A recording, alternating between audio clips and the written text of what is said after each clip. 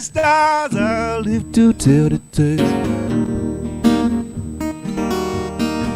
Because I live and I learn, you got to swallow your pride. All right, we're about to go live here. Good morning, everybody. We're going to start with a song that I wrote about the oneness that we're all a part of. Tapping into that. Letting it go and breathing into that space. Slow it down, everybody, slow it down. Slow it down, everybody, slow it down. Bow your crown, everybody, to the ground. Everybody, slow it down, everybody, slow it down. Let it go, go, go, go slow, go slow. Everything's just one, we know, so flow. Try to sing. Let it go, go, go, go slow, slow, slow. Everything's just one, we know, so flow. We're all looking for something from the time we enter. We're all looking for something until we're back to center. Are you looking for something? Is it not in this room? Are you looking for something? And can it feel like doom? Let it go, go, go, go slow, go slow. Everything's just one, we know, so flow. Let it go, go, go, go slow, go slow. Everything's just one, we know, so flow. So breathe, surrender. Breathe, surrender. That heart extender. Just breathe. Yeah, breathe, surrender. Breathe, surrender. That heart extender. Just breathe. Now let it go, go, go, go slow, go slow. Everything's just one, we know, so flow.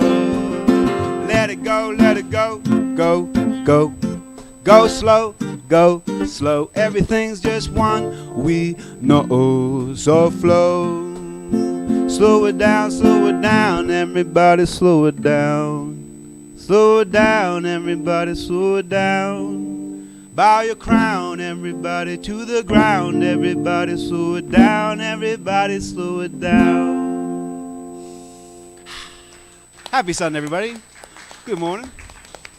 Thanks for singing along. Good morning. Good morning. Good morning. I'm on now? I'm on now. Good morning. Thank you guys for being here. It's so nice to see you all. Welcome if this is your first time. It's nice to have you here this morning. And what a sweet little group this morning. I know it was kind of an autumn morning. I was actually cool this morning too, even though it's going to kind of warm up, but it was a few moments of coolness there. So, as everybody's kind of settling in and sitting themselves in here, so what do I want to say? I know what I want to say. So this whole month, we've been talking about planting seeds, what to grow, what to throw. And we've been using the metaphor that when you're, in all spiritual practices, the allusions to gardens or the metaphor of gardens is always there. The analogy of gardens is always there. And my friend Jerry Weiss used to say, you plant three things. You plant one for the crow, one for the hoe, and one to grow. And the crow is those situations in life that we have no control of. And we just learn to let them go. And the one for the hoe is the one that we realize isn't ours to do. So that's the one that we just let it be. And then the one that we grow is the one that we let come, that which is ours, that which is revealing itself to us. So that's been our theme, and we're going to talk a little bit about that. I want to do a few announcements first. Then I've got a query for the day, and we'll jump into that. So three things that you should know about because they're important. And I'll start with the most important one, and then I'll go down the list. So the most important one is that Dick and Karen are going to Vegas for the month. And we're really happy that they're getting to go to Vegas for the month, but the challenge will be is there will be no bread. for the Matt's going to do bread? Yeah, Matt's going to do bread. Yeah, good. So we're going to be doing that loaves and fishes thing here and seeing how that works out. So just as kind of a heads up that that's happening.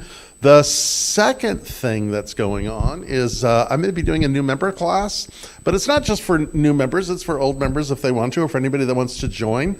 It's going to start a week from Tuesday, and it's two Tuesdays online. It's free. And it's about who we are, what we're all about, what our teaching is in essence of the organization that we belong to, who we are as a spiritual community, and who I am as the minister. So we're going to try to cover all three of those things in a month. So that's coming down. You may. Remind everybody on the thing that they must pre-register because we need their email. Right. To get the Zoom link. Yeah. So if you didn't hear that, and for those of you in the internet world, you need to register. It's important that you register because we need to get your email so that we can send you the Zoom link so that you can join the class because it's on Zoom. So the third thing is that the gift shop is having a killer book sale today. So check that out. There's lots of books there that are available. So those things are happening. Then we got classes and other things that are happening. Jim has his class on the Dow on Sunday mornings at 9 a.m. Except next week you're going to be gone too. Yes. Thank you for reminding me. I knew you were going to be gone, but I couldn't remember when. So that won't be this week, but the following week that will be joining. And then Paul has a meditation on Wednesdays at 12:30, which is a very sweet thing to do. And then also that brings us to prayer. If your heart has been touched in any way today, if there is anything that you would like prayer with today, please touch base with one of the practitioners. And today, let's see, Andrea is here and Paul is here as practitioners. And Paul will also be leading a prayer circle about 10 minutes after service in the Emerson room. You can also fill out a prayer request in the narthex there, and we'll be happy to fill that. The practitioners pray during the week, and so you can touch base with that. Anything else I want to say about that? No. All right. Big breath. So, one of the things that we're all aware of this time of year, because you see it everywhere, but you can, even more than seeing it, you can feel autumn in the air. And if you think about a word that epitomizes autumn, what word would that be? Gary? Freshness. I love that word, freshness. That's good. Yes, anything else? Release? Yep. Release is a good one. We're going to talk a little bit about that today. Yes? Peace. I love that, peace. Peace. Hibernation. Okay. Yes, Charla? Energy. Okay. Energy, peace. All these things. So the word that I'm looking for, spoiler alert, is harvest. Who said harvest? Give that girl a Cupid doll.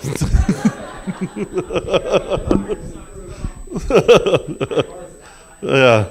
By the way, I've heard fabulous things about your thing 2 weeks ago. I heard really good things about that. Yeah, wonderful. So harvest. So the harvest is the things, a harvest is not just something that we randomly receive, although, everything is a gift, but a harvest is something that we've sowed the intentions for. We've planted those seeds. We planted the seed that went to the crow. It's gone. It's wherever it is, blessings, whatever. We planted the seed that wasn't ours to do, and we gave that one away. But then there was the thing that was ours to do, and we fed it with intentions and intention and consciousness. We nurtured it along the way, and now we feel that sense of harvest. So let me put this out to you. Is anybody having the experience of something that they're harvesting? Somebody is. Somebody is. Yes. Gary, what you harvesting? Well, I'm in the process of I'm in the process of selling my vacation property after I've had it for 43 years. Wow. And raised my kids and watched them grow up there. But the time has come to let it go. So I'm harvesting. Yeah. But at the same time, I'm going through some very strong emotional release about letting it go. Yeah, yeah. But it's a good harvest. Yeah, it's a good harvest, you know. And what we don't talk about is harvest is hard work. It's hard work. It's hard work, yeah. Anybody else harvesting anything? I've got one. Yeah. So I've been working on an EP, 6 songs on one new record that feels like my life's work with all the experience playing in front of people, writing songs. It feels like all that, 43 years have accumulated into this work, and it really feels like I'm hearing the results. Wow. And I used to be, every time I used to listen to my product, I'd be scared. Oh, I don't think it's ready. I'm self-conscious about it, but this one I feel really good about, and it feels like that harvest of all that experience together. Fabulous. Wonderful, yeah. So it's going to be available in the next month or so. When's it coming out? Yeah, probably next month. Yeah, Yeah. within a month or so. Yeah. Just in time for Christmas. Exactly. How about anybody else? Anybody else harvest anything? Yes, Esther.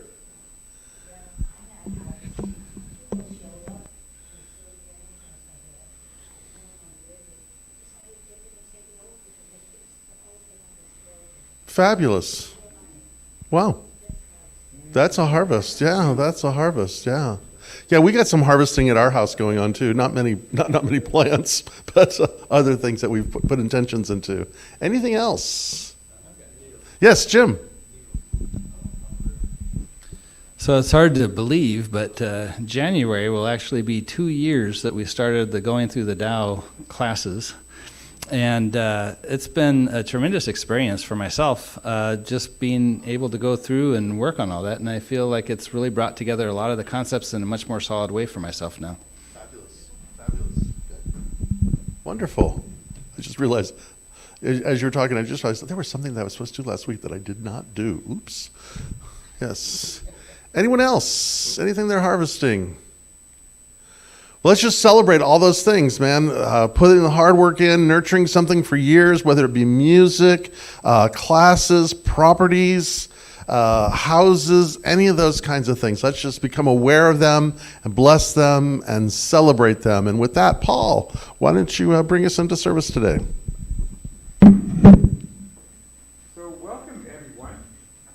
And yes, it's on. Because last time I was up here, the mic was off, and I was like, yay! And then I saw myself online, and the mic was off. So the mic is on now. So great. So I guess that's something to celebrate, right? So yeah, there's a lot there, and it's been a very interesting month, really going into that depth of our experience. And by the way, I see some new faces here. My name is Paul. We got some kiddos in here, so I'll try to do my best to keep it lively for you. Because I remember being a kid sitting in the pews and just kind of nodding away. So I'll try to keep it fun for you guys. All right, so it's a privilege and an honor to be here. I'm a practitioner of the center, and if you're new, basically our work here is to pray, and it's a prayer that really is affirmative, and we pray into that consciousness of good, to the life of really bringing about these beautiful things in our experience. And so this month has been just a beautiful month where we explored all these things that we need to let go of, all these things that we find that we need to nurture with our own love and our seeds of awareness and watering those things. And now here we are at the end of the month, and we're ready to harvest all the beauty and the love that we get to see in our lives. And you can really distill our teachings to that, really the way nature unfolds in our experience, in our work with people, in our everyday lives, and the cultivation, as it is a reflection of the agriculture world, where we plant the seeds and then we harvest the fruit of all the work we did.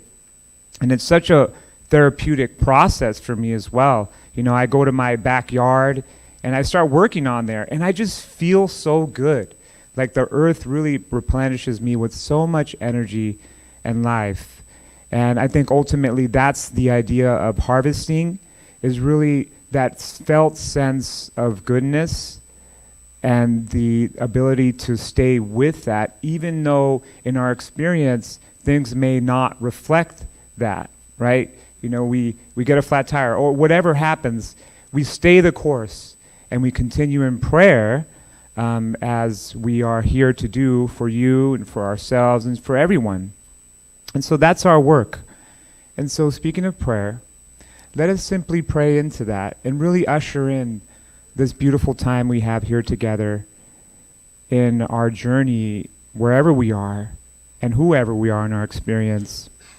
And so if you like, feel free to just close your eyes, or really you can keep your eyes slightly open. Just really find that place of peace and of our own truth and our own wellness and our own comfort in our seat here and now, as I usher in this service in beauty and in love and in prayer.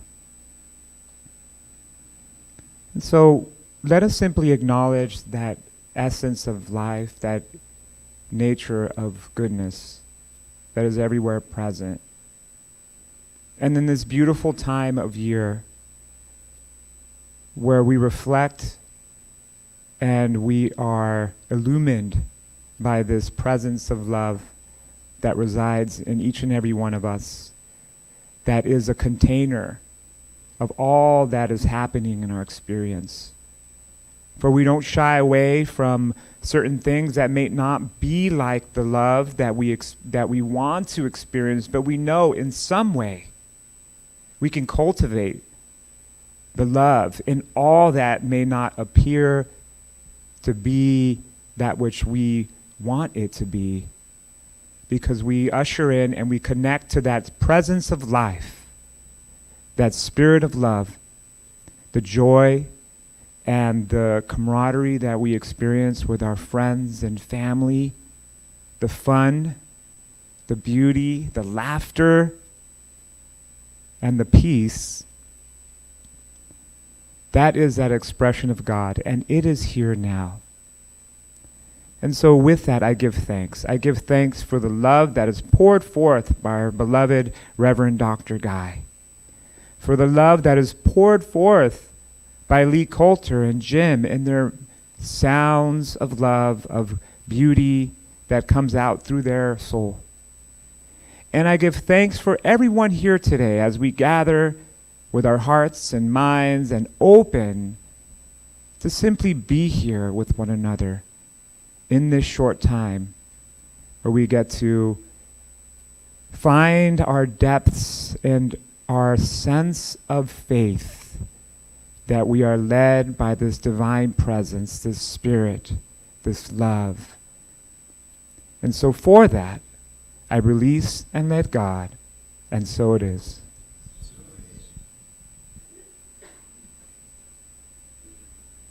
And so speaking of really allowing that presence of that divine life, that peace that resides within each and every one of us, and ultimately what we want to harvest in our experience, I have found this reading written by a man named Paul Foster Case. And so he is revolutionary in his work with the tarot, and it's kind of like the occult practices and the mystical teachings of Hermeticism. And so I thought this little verse really spoke well to that essence that we all have and by which we all want more of in our life. And so the reading runs like this. The knowledge that my will is an elusive, personal thing which is but the reflection or mask of thy will, the real will, which is the purpose or motive of the cosmic life.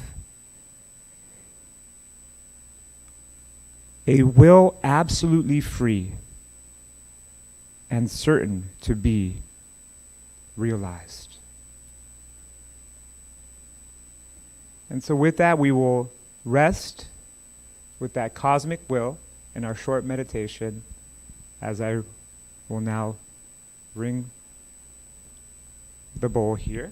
So feel free to rest for a moment.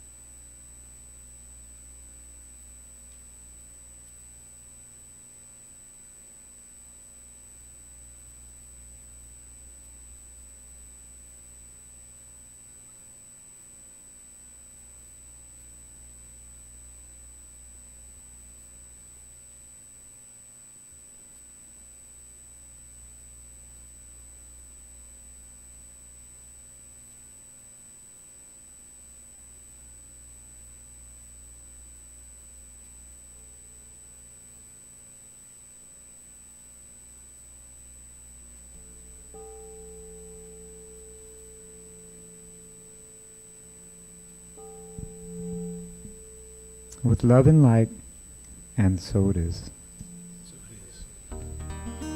To combine the meditation energy and the theme of harvest, I'm going to play a song that isn't even finished yet. So I'm in the middle of writing this one. I mean, I think I finished it, but I'm not sure how to play it. So I'm going to harvest it as we go here.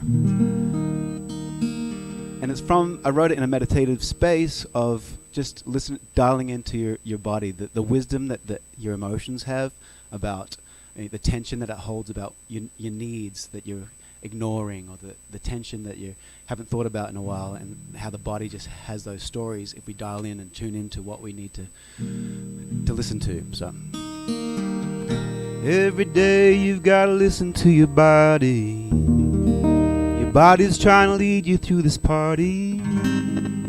Every day, every day, every day, every day. Every day you got to listen to your body. Every night you got to dive into your dreams. Let them take you where you want to be.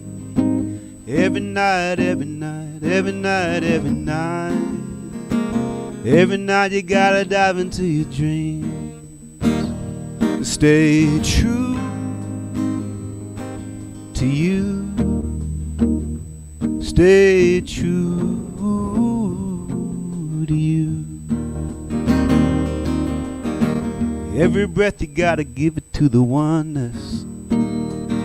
To everyone who ever wandered upon this, every breath, every breath, every breath, every breath, every breath you gotta give it to the one. Stay true to you. Stay true to you. You sing that with me? Stay true to you. Stay true to you. Every day you gotta listen to your body. Your body's trying to lead you through the party.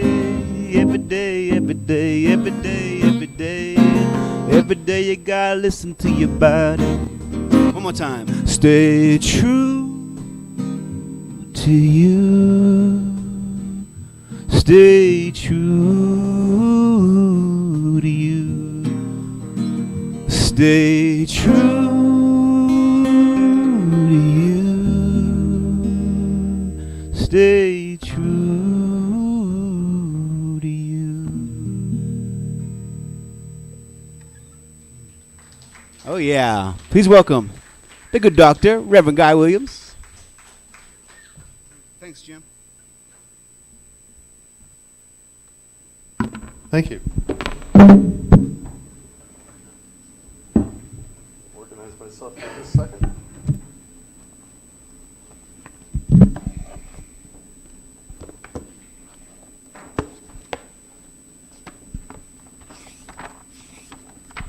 You know, that is so simple but so true.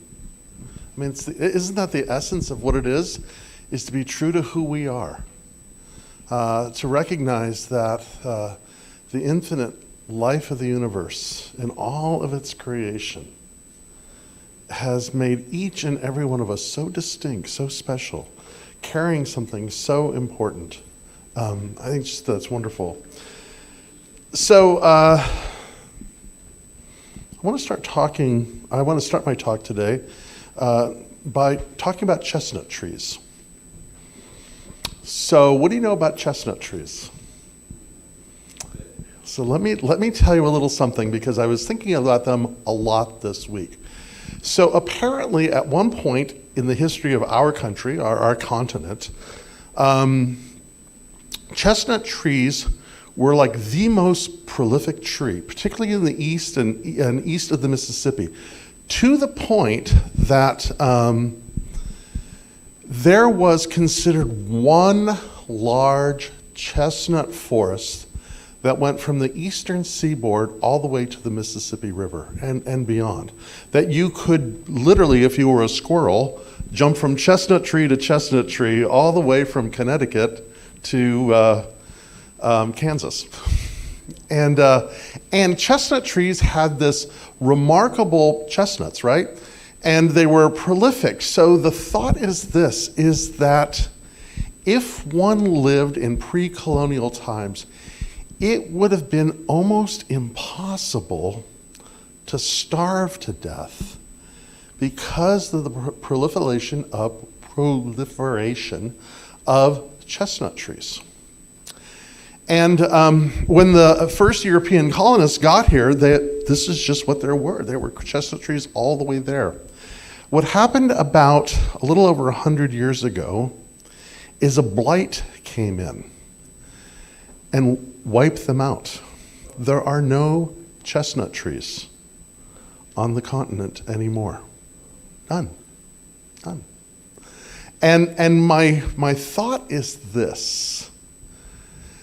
Probably everybody in this room has never seen a chestnut tree. I haven't. You have. Yeah, there's a rare one here or there, or yeah, but they're gone. And here's my thought about that, is the disappearance of chestnut trees has been normalized. We go about our lives, we go about doing what we do in the life that we live, for the good things and the challenging things and all that is there, without a thought about chestnut trees. Now, my talk today is not to encourage you to think about chestnut trees, but to think about something else. What have you normalized in your life that was a loss, that isn't there, that you no longer have, that is missing? What have you normalized? Just certainly, well, that's the way it is, that's the way that it goes. The thing about when we normalize something like that, it just makes it easier to normalize other things. And then we normalize other things. And so it's not just the missing trees, but it's how the trees are gone, why the trees are gone. It's other things in our life. You know, you hear things like, and by the way, you will get a rise out of me if you say something like it was meant to be. Because my question is, if it was meant to be, who was it meant to be by, and for what purpose? And then if you say something like that, it's to teach us lessons. What kind of God punishes us or creates suffering so that we would learn a lesson? If we understand the presence of God to be that which is unrelenting love, that is forever luring all creation into its full expression of itself, why would it create suffering to teach us lessons? So this whole idea that things are predetermined is a dangerous road to travel. Because if things are predetermined, there is no freedom. And if there is no freedom, there is no love. Because you cannot have love without freedom. Now, that doesn't mean that things don't happen, and that doesn't mean that that there isn't suffering, because there is. But to say that that's predetermined is to normalize something that maybe we should pay attention to that. You know, in next week, Tuesday night, as a matter of fact, is Rosh Hashanah, and going into the High Holy Days. It's In Persia, in the Zoroastrian tradition, it's New Year's. And soon it will be, there are festivals all over. But why we create festivals and why we have festivals is to remember. It's to embrace the abnormality of things. Pierre Teilhard de Chardin talks about evolution as the process of consciousness awakening. We don't discount that evolution doesn't exist, because it does. It's probably the one understanding of how the universe works that we can wrap our mind around. And what Teilhard would suggest is that, because what he observed, and he was a Jesuit priest that was always in the field, he observed that things became more complex the more they evolved. That in evolution, as something evolves, there's a greater sense of congruency, there's a greater sense of complexity, and there's a greater sense of consciousness. So that's how things go. And here we are today in 2024 with this whole challenge of what it looks like for the world in which we live. And nothing is predetermined. And what I would suggest is this: the very act of thinking that everything has been planned is a way to normalize loss, suffering, pain, expansion, and it's a way to distract us from the fact that, as the song was saying, that each and every one of us is a unique experience of the divine contributing to the world that is calling forth, and that all of us are challenged for two things. The first is to remember. To remember, to remember, to remember. You've heard me say this before, because I just think it's important and it's worth remembering, is that in the Gospel of St. John, Jesus makes this statement. He says, "You will know the truth and it will set you free." Well, that's kind of an interesting thing, because you think maybe there's a secret that I should know, right? There's something that if I knew this, that I would be free. But it's right there, because the word that he uses for truth, because it's written in Greek, which Jesus didn't speak, by the way, but whoever wrote the Gospel of John did. But Jesus says the word truth. In Greek, that word is aletheia, like lethargic, like the river Lethe. The river Lethe in Greek mythology is when souls are getting ready to take birth into this life, they pass through the river Lethe and they slip into a state of amnesia. They forget who they are. So that's why we're all born with a sense of not remembering. And the whole spiritual practice is to remember, to remember, to remember, because when we remember, then we are free. We are able to expand and live the fullness of what our life is. And to me, what is it that we're supposed to remember? We remember that we are seen, known, loved, experienced by this divine presence. We remember that each of us are noble children of a divine lineage. We remember that we are part of something called life that is expanding and growing. We remember that if everything is part of everything else, that nothing is separate. And how amazing it would be for us to live in a world where we all remembered our true essence. How amazing it would be to be raised in a family where that was the case and how things were. And I think a way of remembering, because we move into this cyclical thing, these seasons every year. It is autumn again. It is harvest again. And soon we'll be moving into winter again.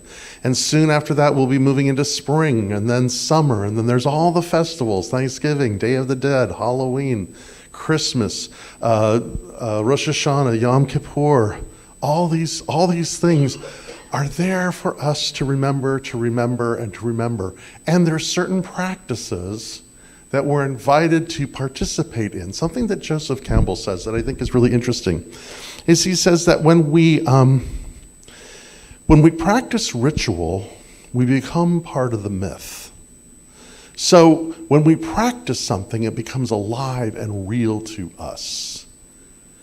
And so in the time of harvest, our practice is gratitude. To practice gratefulness.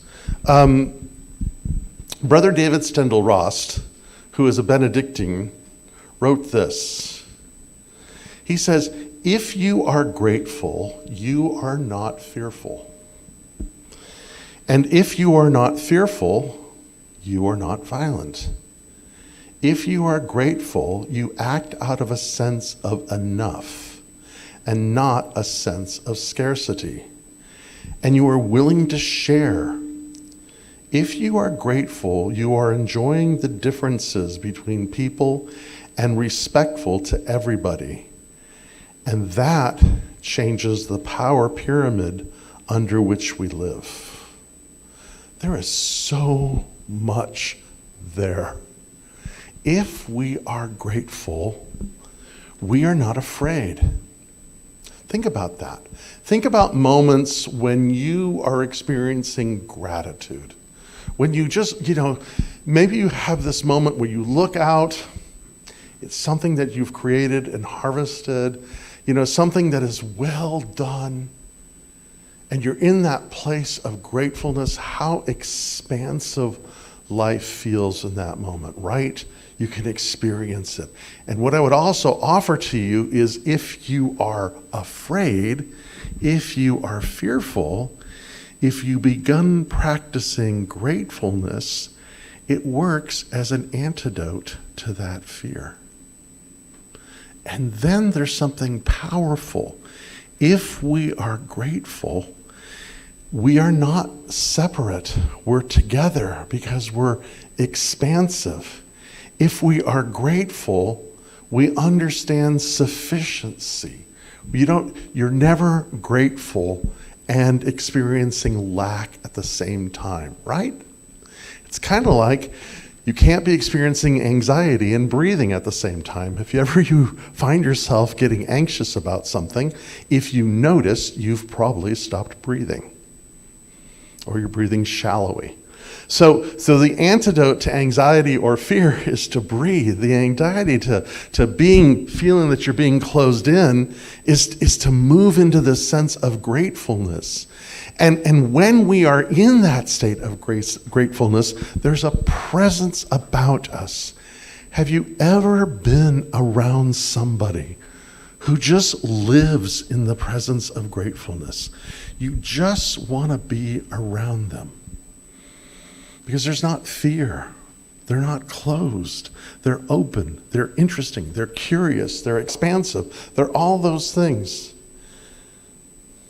And the powerful thing is, and maybe this is the most subversive part of the whole thing, that if we practice gratefulness and live in that place, we are challenging the power structure that tells us we should be afraid, that tells us we should watch out, that tells us there's not enough, that tells us all the things that create fear and anxiety and lack and loss and separation.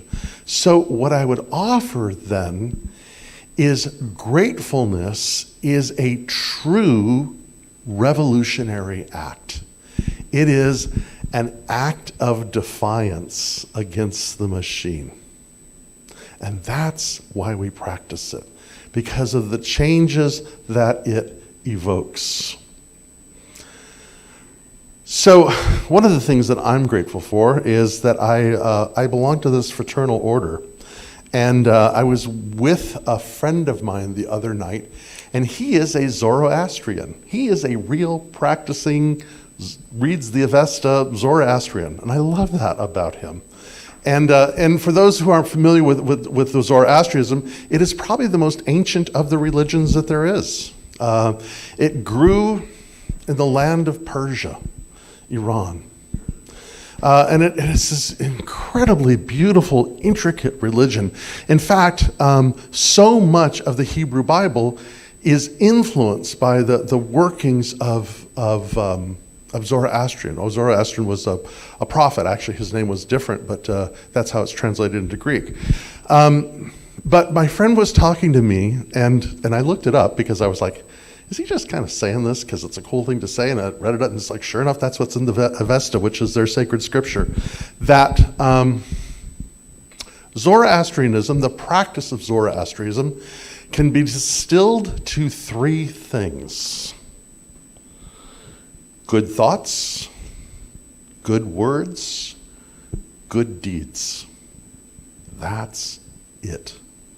The whole thing. It's kind of like, they say that Lao Tzu, when he was leaving the city, was asked to say what was the great truth, whatever it is, and the myth is he said it standing on one foot or something like that, the Tao, whatever it is. But the simplicity, the elegance of this is right there, and yet it is so profound, and yet it's so interconnected to the thing. What he used to say is his grandfather, who was Persian, used to say this. He would say that if you have a bad thought, you should immediately think 10 good thoughts to counteract the one. So what we understand is this, right? Is that thoughts are causative. That's, if you were to take our teaching and distill it down to probably 2 sentences, they would be this: the unity of spirit. We believe that the presence of God, what we call God, which cannot be named, but we use that word as a way of explaining an intelligence of unrelenting love that permeates the entire universe, that expresses itself individually and personally to each and every person. And that we all are channels of this one presence in there. So that's our first tenet. And our second tenet is thoughts are causative. We become what we think. You think something long enough, it changes you. You become the thought.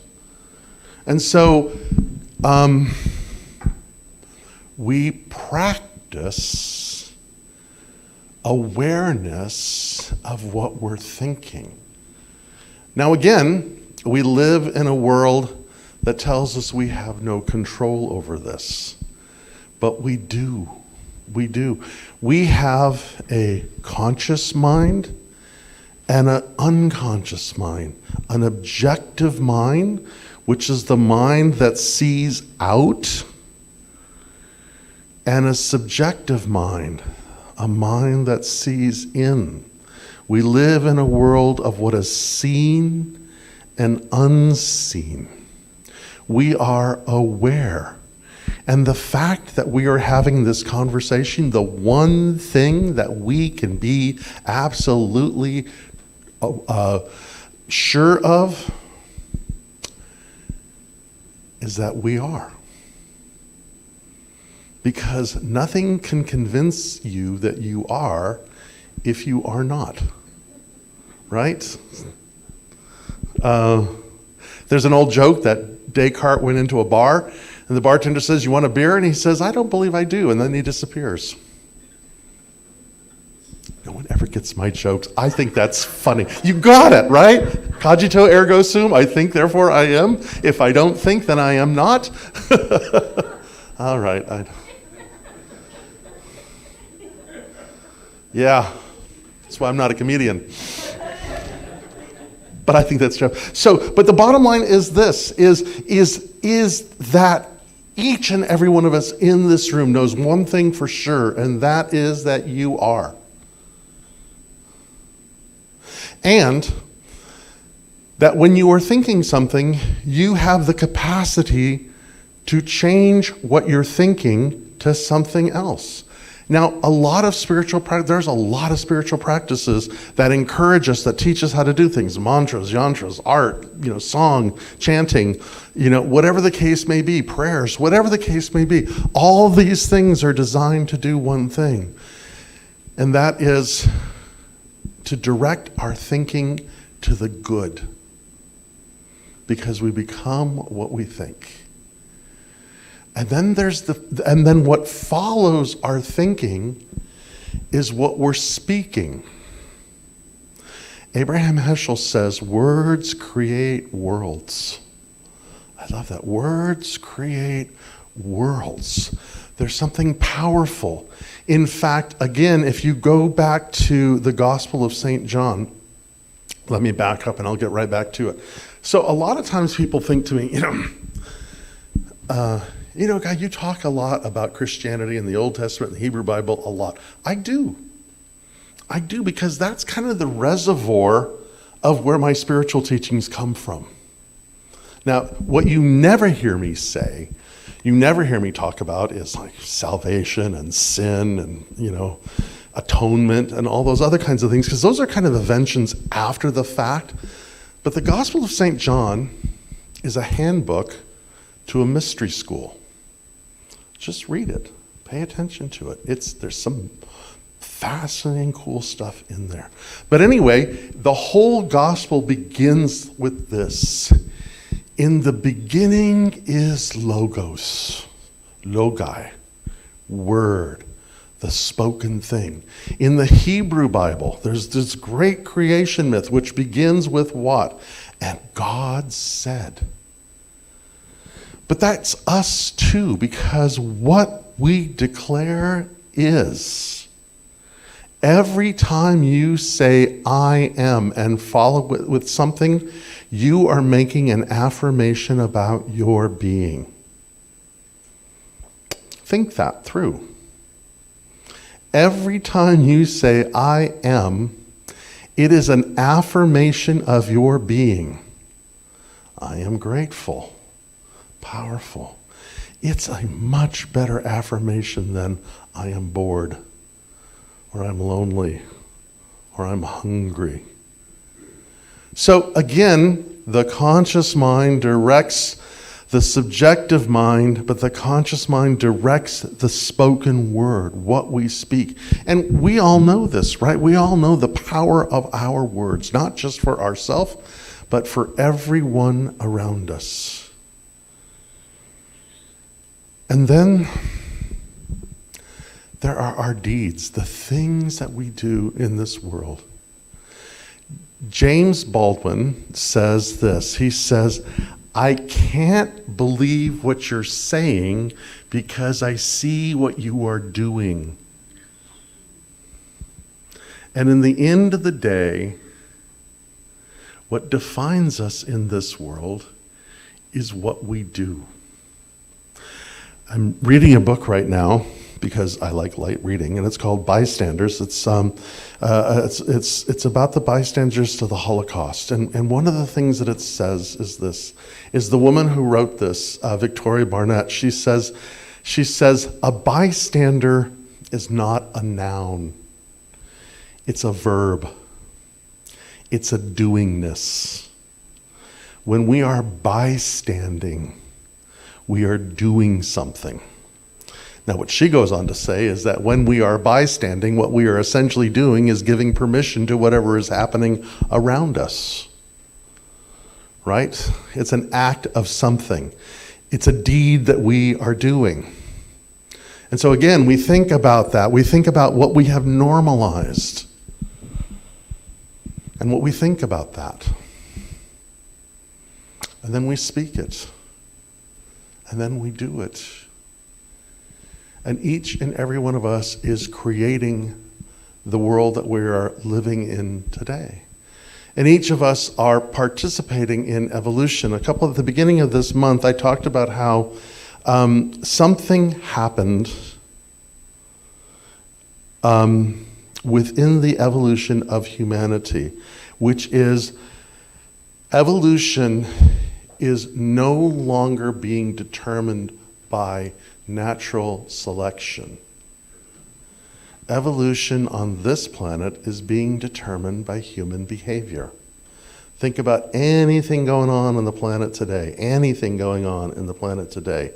It is because of human activity, for good or for not. It's called the Anthropocene age that we live in. We are the vehicle of evolution. And so where do we want this evolution to go? What direction do we want it to participate in? And we are all participating in it by our thoughts, our words, and our actions. We are very powerful creatures as part of this one thing. And so, what is a tool that we can use as an antidote, as a direction? In Zen Buddhism, there is something called gathas. Gathas are little sayings, little mantras, things that we say and do to remember, so that we may live an abnormal life and not a life that simply normalizes whatever is going on. And Thich Nhat Hanh, who is a Zen Buddhist and a wonderful writer, he has a book called Present Moment, Wonderful Moment. And by the way, there's an ebook version on this, whether on Apple Books or Kindle or whatever one you have. It's like $1.99 right now. They're like giving it away. It's called Present Moment, Wonderful Moment, and the author's name is Thich Nhat Hanh. But I was reading this morning this beautiful gatha, which is this. Waking up this morning, I smile. 24 brand new hours are before me.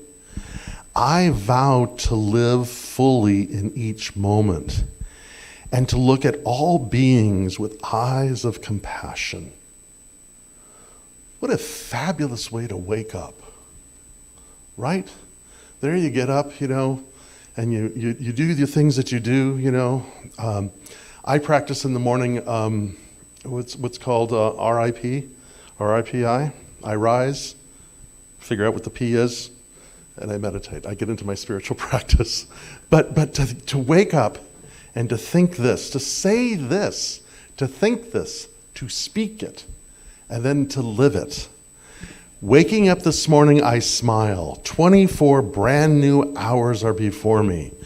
I vow to live fully in each moment and to look at all beings with eyes of compassion.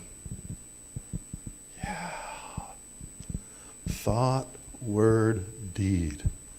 Imagine how that changes the trajectory of our life. Imagine as 1, 2, 3, 10, 100, 1,000, many begin to practice that. How we shift the direction of evolution. When Jesus says, the kingdom to come, the kingdom of the heavens, what he's talking about is not some rescue mission or somebody coming and fixing it, but what will evolve and be created when we remember, when we think rightly, when we speak rightly, when we act in accordance to what we remember. Ralph Waldo Emerson says, you hear me say this almost every Sunday, that prayer is the contemplation of the facts of life from the highest point of view. The contemplation of the facts of life from the highest point of view. Let us take this moment right now and enter into that contemplation. The highest point of view, that there is one presence expressing itself in the many. One beingness expressing itself in all beings. One life expressing itself in all life. And nothing is separate from that. And if nothing is separate from that, that means that you and I are part of it. And we remember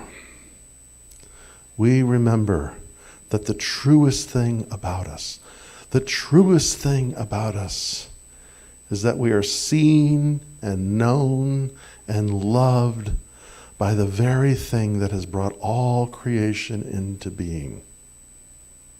Again, the ancient poetry says, its eye is on the sparrow, its eye is on the grain of wheat, its eye is on the lowliest thing and the mightiest thing. It knows us. It's invested in our good.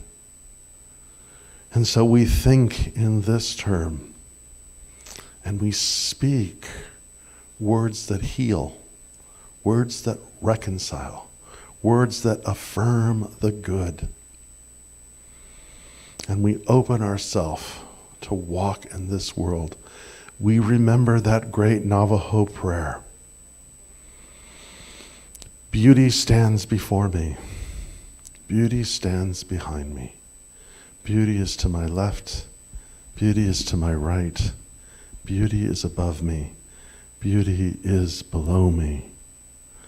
I am immersed in beauty. I walk the pollen path, the path of life, of regeneration, of abundance and good. And for this I am grateful. And knowing what I think, what I speak, engenders my actions that are now aligned with that which is coming into being. I give thanks, and I let it be. And so it is.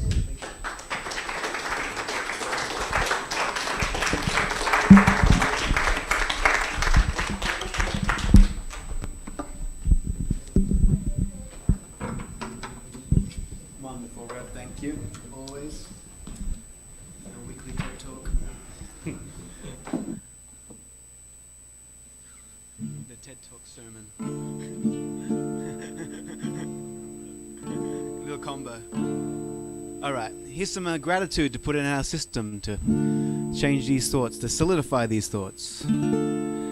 Thank you for this day, Spirit. Thank you for this day. Thank you for this day, Spirit. Thank you for this day. This beautiful, this beautiful, this beautiful, this beautiful day. This beautiful, this beautiful, this beautiful day. Thank you for this breath, Spirit. Thank you for this breath. Thank you for this breath, Spirit. Thank you for this breath. This nourishing, nourishing breath. This nourishing breath. Peace. Thank you for this peace, Spirit. Thank you for this peace. Thank you for this peace, Spirit. Thank you for this peace. This beautiful, this beautiful, this beautiful peace. This beautiful, this beautiful, this beautiful, this love. Thank you for this love, Spirit. Thank you for this love. Thank you for this love, Spirit. Thank you for this love. Powerful, this powerful, this powerful, powerful love. This powerful, powerful, this powerful love. This day. Thank you for this day, Spirit. Thank you for this day. Thank you for this day, Spirit. Thank you for this day. This glorious, this glorious, this glorious, this glorious day. This glorious, this glorious, this glorious day. You're so beautiful.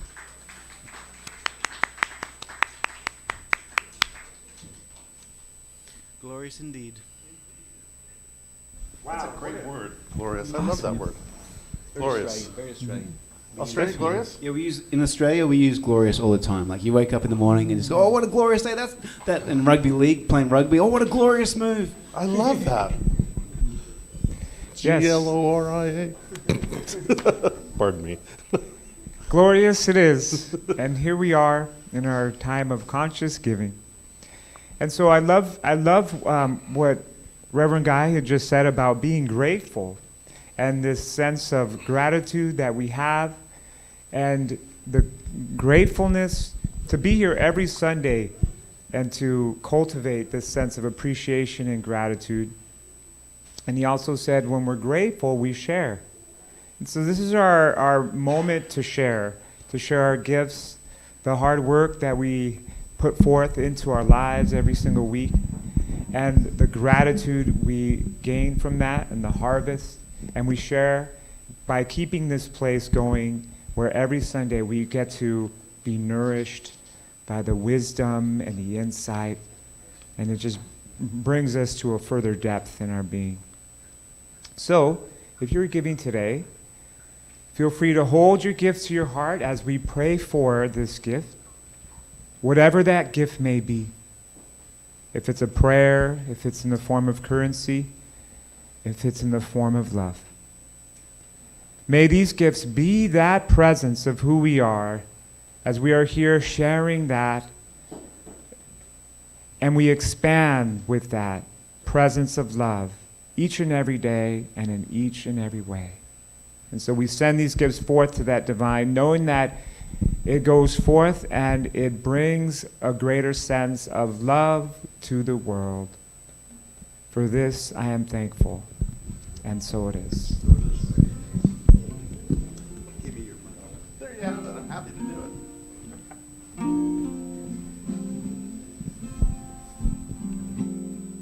Look at the stars, look how they shine for you. Everything you do.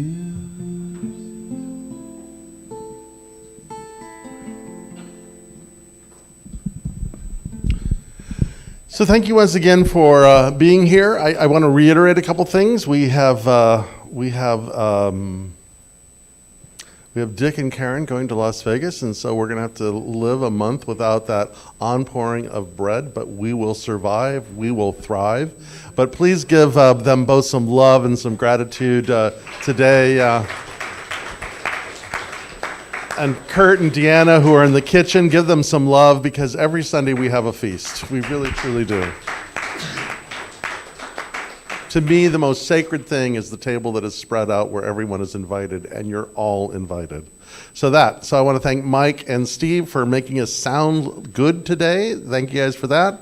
And Karen and Larry for being greeters, and Noreen, thank you guys for that. It's good to have you guys there. I know that Sherry and Noreen are in the gift shop today, and they're doing good stuff. Like I said, there's a book sale going on today, so check that. I saw some good books in there too, but I need another book, like A Fish Needs a Bicycle. So I'm going to refrain from going in there, but everybody else is encouraged. Don't forget, there's prayer. There's prayer in the Emerson room about 10 minutes after we end, or you can talk to Paul or Andrea. They'd be happy to pray with you. For anyone and everyone who has served today, thank you so much. For those of you that are watching in the Webernet, thank you. And then I also want to reiterate, I guess there's a slide up there that says there's other ways to give too, so pay attention to that. I'd love to have you in the class. I think it'd be a lot of fun to have you in there. You can ask lots of questions. We'll kind of, it's like guysbrain.com. So that's happening, but you need to sign up so we can send you the link. What else is there to know? Full moon? No, new moon this Tuesday. Rosh Hashanah this Tuesday. Happy New Year's. Yes.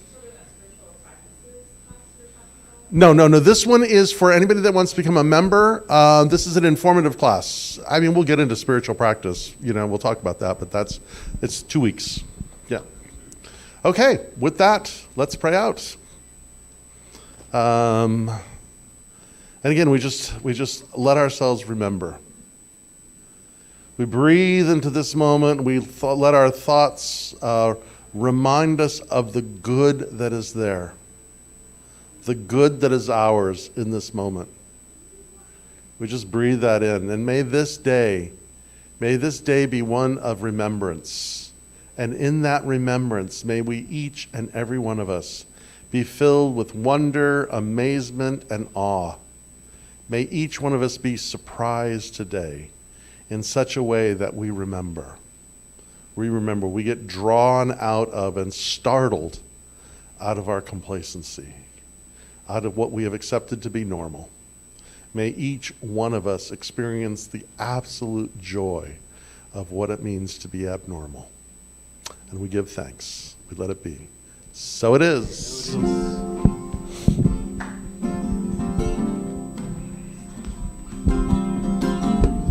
Here's a classic pop song to put some confidence into your nervous system, because we need that. Hey, Yes.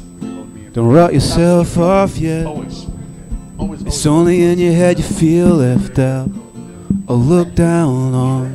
It's so fun having you. Just do your best. And your family. That was love. Do everything you can. Don't you worry what they tell themselves I will. when you're away. It just takes some time. You don't want you're in the middle of the ride. Everything'll be just fine. Everything'll be alright, alright. Hey, you know they're all the same. You know you're doing better on your own. So don't buy in. Just live right now. Just be yourself. It doesn't matter if it's good enough for someone else.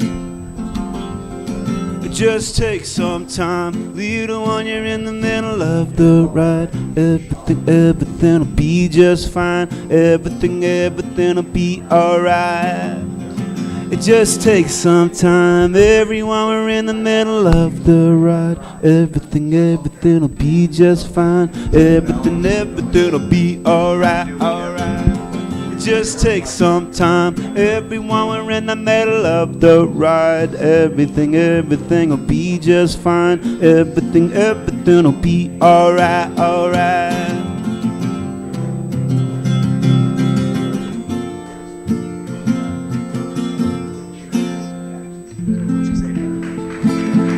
Happy Sunday. It's going to be all right, Walter. Have a great day, everybody. Cheers. Thanks, Jim.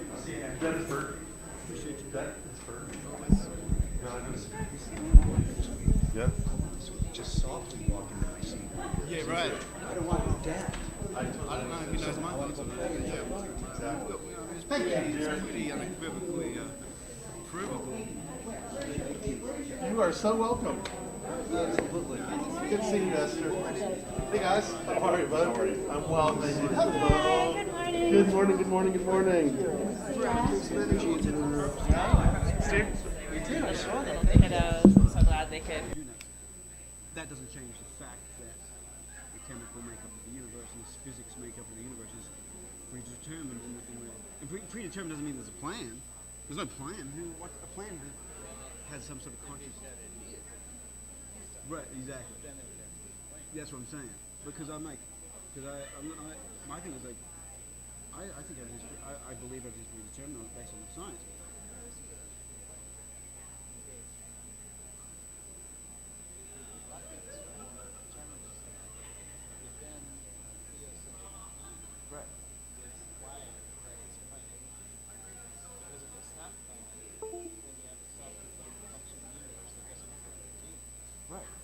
That's what I believe. That's what, to me, like, no, I know. There's a projection. Like, it's not just the free will question. It rules out God. And that's why they have to reject it. Right. Absolutely. And to me, but to me, it's such an obvious jump. And every time I hear it, the mechanism has become so obvious to me of what humans do when we just insert the thing that is always, we can't help ourselves. We always insert that magic in it. And I'm like, based on the information, like the predetermined, blah, blah, and like, why do we have to say there's a plan involved? Like, even though there's like, you know, the chemicals and the physics is going to go a direction because that's how it works. Like, every reaction is going to go an obvious, going to take the path of least resistance. And so if that's what's going to happen, doesn't mean that I can't go. I didn't think I was going to grab this microphone, but right now,